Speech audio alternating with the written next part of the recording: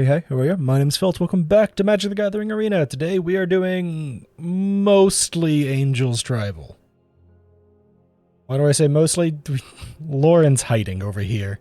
Lauren's a one-off to make sure that we can find a way to hit enchantments and such, because the rest of our deck is mostly tempo. Stuff like Invasion of Gobakhan to hit the opponent's hand, go for the third to hit creatures, and then after that we just kind of overwhelm with some really big angels that do lots of stuff, like Archangel of Wrath or Steel Seraph and Sanctuary Warden. Liesa's in here, so unless your opponent's exiling stuff, you're about to get a bunch of stuff back if they board wipe you. It's generally just kind of like an angely anti-aggro style deck, and I want to see how it does post-rotation here. This video is being recorded right after the split reset. As for the mana base, it's a mess. My mana base for, like, Orzhov Colors is an absolute mess. I have, like, no copies of Shrouded Sanctum, though that might change considering I got a bunch of free rares, quote-unquote free, from the banning of some cards. But yeah, we're just gonna hop into it and see how this deck does, and see if it can hold up to mono red and soldiers and all that type of nonsense. My opponent's going first. We have probably not very keepable hand. It has removable. We have no white mana to play anything. Much better. Looks like my opponent is playing soldiers, so my deck will actually probably flow pretty smoothly. We don't have anything to worry about with Thalia other than a couple of Go for the Throats and then like an Invasion of Gobakhan in here. And Giada does a really good job of holding off some threats, but I'm not exactly holding my breath here. Yeah.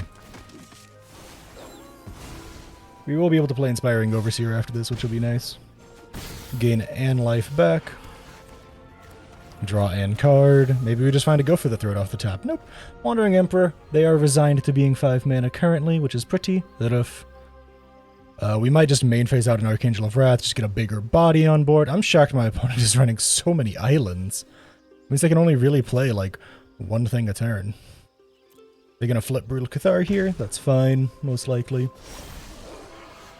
We actually have... Yeah, let's play the Steel Seraph here, and then put Lifelink on my Overseer. Yes, that's very cute, opponent. Anyways. I'm just playing Angels, bud. If we get an extra mana, we potentially find a way to kill off this Moonrage Brute. So I can't imagine that they don't swing in with it. Oh, are we just dead now? I don't think we're just dead now, because if they swing in with everything, I just block with Steel Seraph, right? Yeah. I will go ahead and kicker this in, though, to kill off Harbin. No reason to let that live. We will go ahead and do Vigilance this time instead, and give him a little bonky. A bonky-do. We have another Archangel of Wrath. If we draw another land, we'll probably be able to double kicker, and it will be lovely. We do still have our Wandering Emperor. That's a really good hit for them.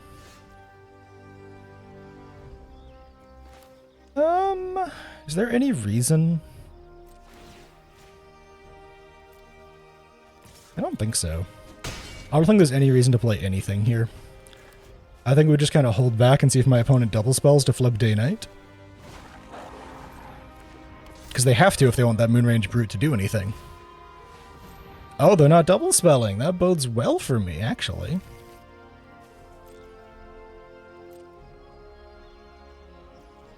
So now I can just, like, flash in the Wandering Emperor here. Start growing my Archangel of Wrath and start gaining just tons upon tons of life. We will go ahead and kick this in. Kill off the Recruitment Officer. Give a little Vigilance. Things are looking good for us. Whew. We almost have lethal. We didn't have it on that last turn, but I think we have it now. If they double spell, yeah, I say if they double spell, they have a good chance of taking stuff out. I'm now a little sad that my Archangel of Wrath is out there. They do get a double flip here. Are they just going to take the lifelinkers? That's okay. Let's see, what do I get? An Invasion of Gobakhan. Which can be moderately useful here. Remember your training. Have we played anything? We played Invasion of Gobakan. We just need to not cast... Yeah, okay, we can do this.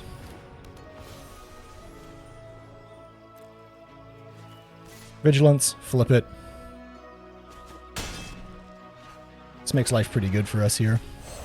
So we will now have... Oh, right, we can't! Because Thalia. We misplayed. I always forget that Thalia makes it cost an extra. It's not really a big deal. We're very ahead right now. Oh, are they just gonna swing out? If they swing out with those Brutal Cathars, they just lose the game. But I can't imagine that Soldiers is going to be patient.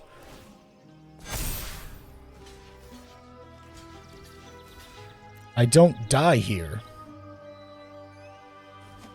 I regained so much life that I'm not really that close to dying there, and now I get all of my angels back. Which, pretty sure that even without the Sanctuary Warden here, that's absolutely lethal. I don't know why they did that. If they just played the slow game, I think they would have probably found another turn to flip their Brutal Cathars again, but they just went too quick. I don't know what that was about, but GG Soldiers. We are on the play with a pretty okay hand, and it's mostly just okay because we can a removal spell on too. And we get into Inspiring Overseer on 3. Looks like we are playing into Mono Red in some way, shape, or form. On the plus side, I finally got to be on the play. There were 2 games that you missed, dear viewers, that were against Mono Red on the draw. Mono Red is almost impossible to beat on the draw for like 80% of the decks right now, because it is just... It's essentially a Pioneer deck list. If you haven't seen it, it's essentially a Pioneer deck list. Rakdos! Why do you bother to have black in the... I am so confused. I am so confused. I am just unbelievably confused. Why is Rakdos playing Play with Fire? Another mana is good.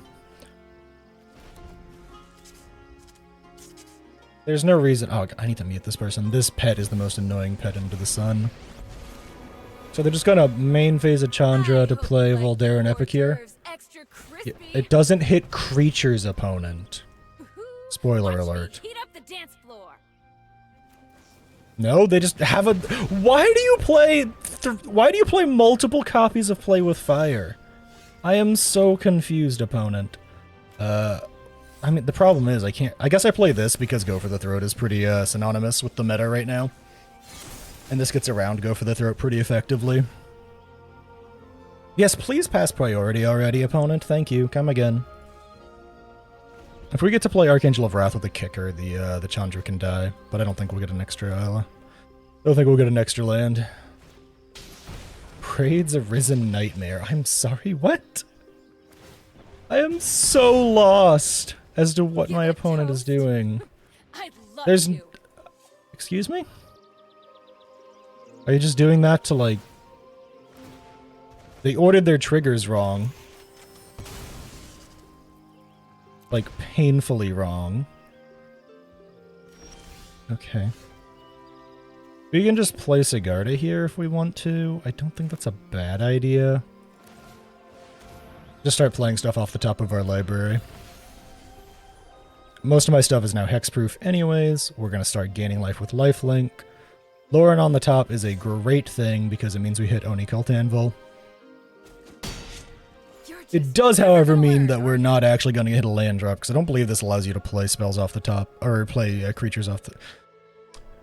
Lands! The other third option, brain, come on! A second Oni Cult Anvil, okay. I don't know if I care that much, though. I really don't know if I care that much. Generally feeling pretty confident about the state of things here. So my opponent is going to take damage to, I don't know, do something.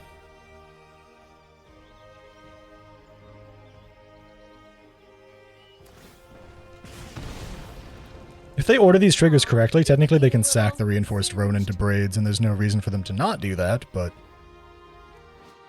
I guess that is at the beginning, right? But this doesn't this also say at the beginning? Can't you order those triggers to go off differently? Yeah, this isn't exactly that scary opponent. I hate to break it to you. I'm still gonna just like keep gaining like 4 life a turn with Sigarda here. And I'm also just gonna kill your braids now, so you can just stop hitting me. Okay, thanks. Give my Sigarda lifelink, and then just like... Oh wait, I hit Vigilance! Ah, it's my bad! Oh well, it's fine. We can just use her as a blocker then. This is nice, because we get to play it as a, we get to play it in Gain a Life, and then we can just, like, play out Lauren, potentially. Oh my goodness, 1 whole damage! They're not supposed to be doing it like that. They're out of artifacts. That's not how they're supposed to do that. They now have no artifacts. And I also have the potential to have a 4/4 lifelinker, and if not that, it's a 3/3 lifelinker, which... Okay, well they have another thing to sacrifice now. This is just classic Rakdos Anvil. They've included 1 new card, though, and that is Cleeful Demolition. I guess.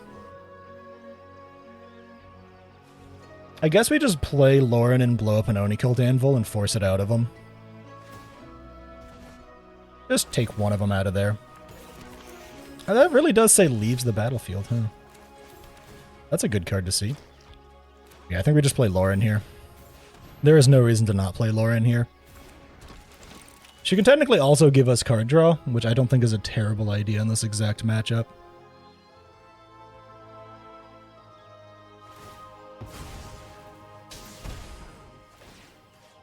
We're gonna click the right thing this time. There we go.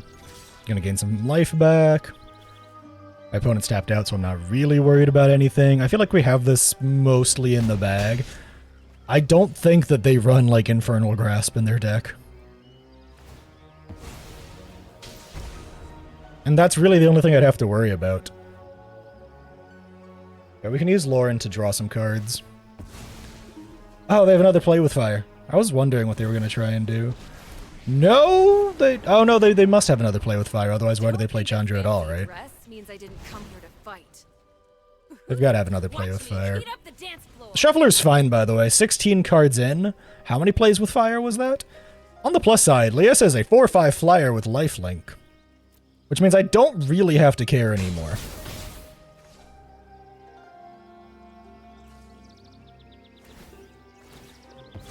Oh, they're just going to do it now? Okay. We could also just kick her in the Archangel of Wrath. You know what? I think that sounds like a good idea. Because this way we get to kill Chandra. Ooh, payback's gonna be spicy. And now we have another lifelinker on board. And then we can maybe just play Leasa on the turn after this. Come on, Chandra. I know you can do better. We don't want to use Lauren to draw for them while they're currently mana screwed. Okay, they did hit a land drop. Just a Graveyard Trespasser. Oh no, my 2 creatures down there. Anyways. I lost like 1 whole life. This is the problem with the Anvil deck and why it's fallen out of favor. It is just too slow. And to any deck that runs like any form of life gain, you will just like go higher than it. Like 9 times out of 10. Alright, come on, let's draw some cards, buddy. Ooh, another Archangel of Wrath. We will double kick you. Hit that. Hit that.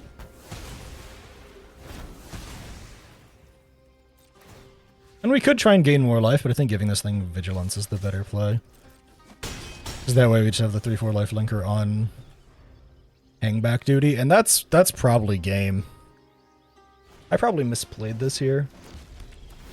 I can't imagine that they find a way to do 21 damage with a Dragonspark Reactor in 1 turn, considering that has a 4 mana activation cost, by the way. I believe they physically cannot do it. Okay, yeah, that's good game. They do not win this. This is 9 flying damage. They have no choice, yeah. Rakdos Anvil. Still Rakdos Anvil. Shocker. I don't even know if they did anything new. I think this is literally like the old Rakdos Anvil list. I guess technically Gleeful Demolition is in here. That's a moderately recent card, but... Oh, who am I to talk? Look at my deck. GG's. Opponent goes first, making this quite difficult to keep, but we are going to keep it anyways. Why is it quite difficult? If you play Giada on the draw, she dies instantly, because this meta is still going to be removal central. Why do I say that, even though it's like brand new?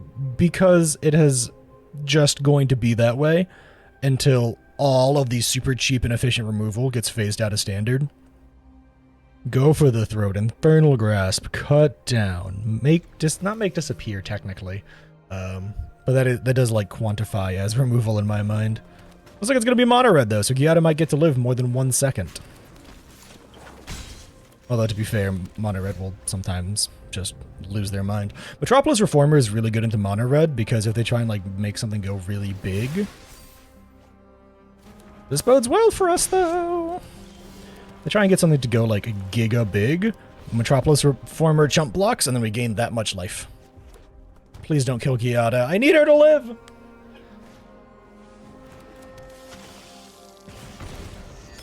If we're able to play out a Metropolis Reformer without Giada dying, life is good. They're really hunting for a burn spell over there. Holy cow. They are really hunting for a burn spell. Don't block, obviously. We just play this out because it comes in as a 3/4 now, which is so good into mono red. Oh man. A 3/4 that gains you life when it gets punched in the face. I love it. It does mean that... Oh wait, this doesn't block though, so it doesn't matter. And I also can't be targeted by burn spells anymore. It's just lovely. It's just lovely. Go ahead and gain a life. We could... Let's go for it, actually. Because now that is a 5/5 Giada. And technically speaking, we could have swung with the 2/2 first, but I'm not exactly concerned. My face is also safe here, so I don't really think my opponent has much that they... Yeah. I think this game is in the bag, essentially.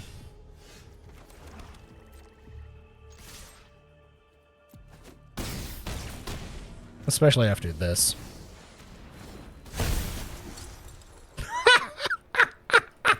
That's an 8/8. Oh, my lord.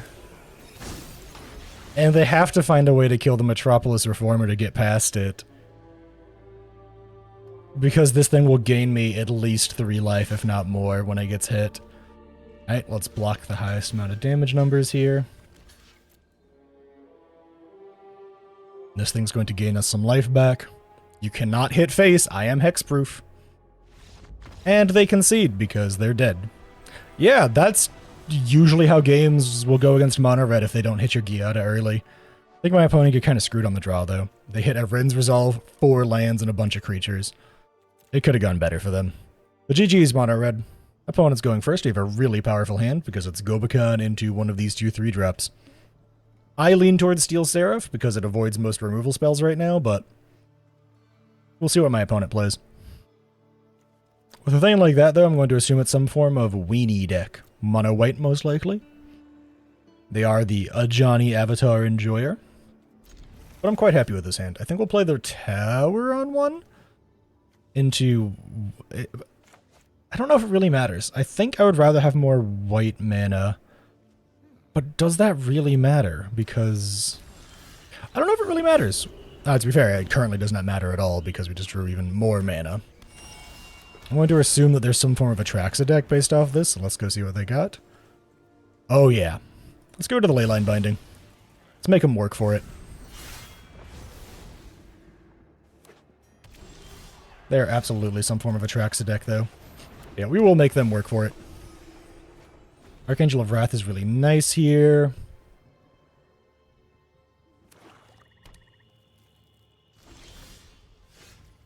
Really? I'm gonna try and flip it. Okay, weird. We'll try and play Dragon Inland Vala and see what happens. I wonder if my opponent is going to play around the Sunfall. And maybe just like try and like ramp out a Sunfall there. they're just gonna... No, they only hit one ossification there. That's fine. Go ahead and play that.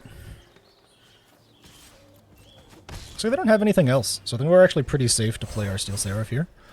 But they have the Sunfall, so I don't really want to play anything into a Sunfall. I'm kind of okay with... Oh, are they just going after the thing? Sure. That's a weird one. Go ahead and channel and see what we can find. Thanks, Rory Warden. Nice. This is forcing their hand.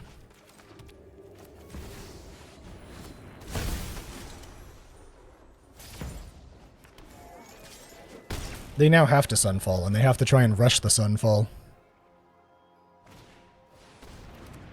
That's bad. Okay, let's do some math here. Can we kill? This is 8 damage. We cannot kill. I kind of just want to swing it all then.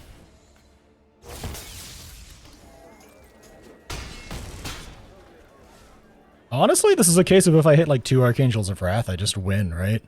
Unless they hit a,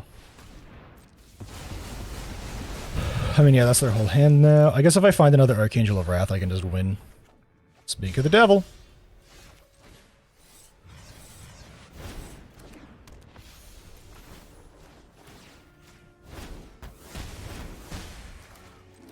Alright, so unless they find a way to... we'll play this to try and force their hand some more. Unless they find a way to gain a lot of life here, I think we can just win out. They can kick her in the Archangel of Wrath, but they can't kill both. Huh. Maybe they just think they can survive, somehow. Confusing.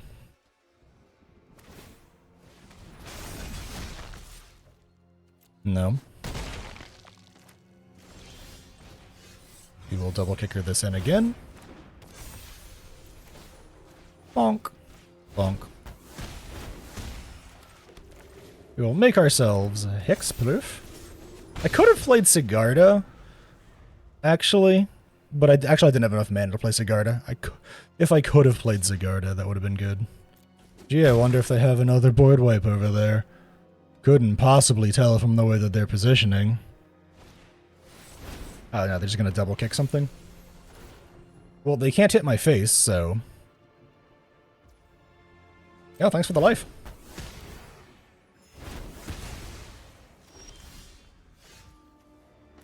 Let's try and play this off the top. We'll swing both. You have to. You have to block. And they go back up. And we vibe. We're just slowly working towards them playing out something here. If we can find another Archangel of Wrath here, I think we just win. I think maybe even without the Archangel of Wrath, we might just win. Chandra Hope's Beacon.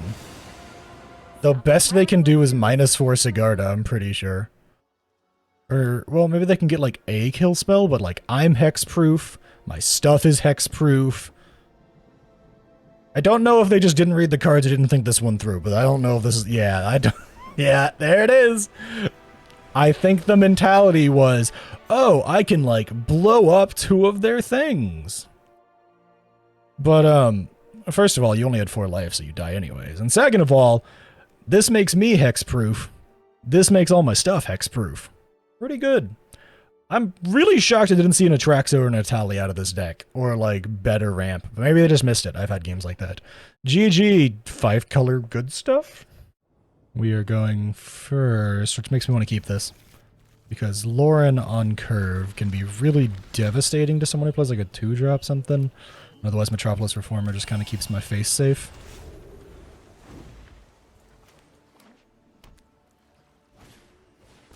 Oh, baby. You ever just watch someone headbutt a brick wall? Oh, man, that was satisfying. Ooh, good job, Lauren. Pat, pat. They have another one, obviously, because why wouldn't they? We will name Angel, and we will play Sagada. We could potentially draw off Lauren, and I don't know if it matters to give a deck that's running basically +1/+1 counter synergies. I don't know if I care about giving them card draw, but I think it's probably for the best to let me get more stuff than to worry about what they're doing. I played this incredibly wrong. We'll do this. It'll be fine. On the plus side, Metropolis Reformer is amazing in this exact matchup here. Because it just gets to eat the big hit and I gain that much life back. And it's hexproof, and I am hexproof, so unless they remove Sigarda, they can't go after most of my stuff. There is only one Sigarda in the deck, though. There's also only one Lauren. I kind of feel like I should have put a Sarah Paragon in this deck somehow. I feel like there's no reason to not just go ahead and block here, because I just gained 6 life. Just wonderful, by the way. Cool.